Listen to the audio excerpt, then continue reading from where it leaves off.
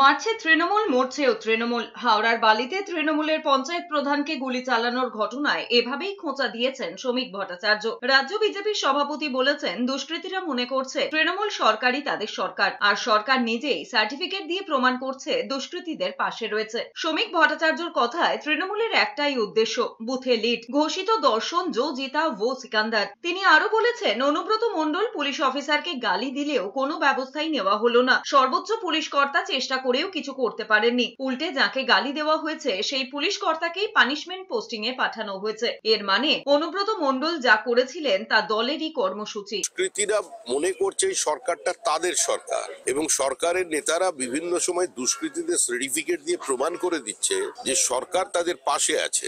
দলের একটাই উদ্দেশ্য হচ্ছে বুথে লিড এবং ঘোষিত দর্শন হচ্ছে জো জিতা ও সিকান্দার। বীরভূমের যে পুলিশ অফিসারকে অনুব্রত মণ্ডলকে দিয়ে অশ্রাব্য গালিগালাজ করানো হয়েছিল, সেক্ষেত্রে পুলিশ তো কোনো ব্যবস্থা নিতে পারলো না। জনান্তিকে যে সর্বোচ্চ পুলিশ কর্তা নাকি চেষ্টা করেছিলেন কিন্তু তিনি পারেন, আজকে তাকে ট্রান্সফার করে দেওয়া হলো। কার্যত সেটা একটা পানিশমেন্ট পোস্টিং। তার অর্থ এটা বুঝিয়ে দেওয়া হলো যে অনুব্রত মণ্ডল যেটা করেছিল ওটা দলের কর্মসূচির মধ্যে পড়ে।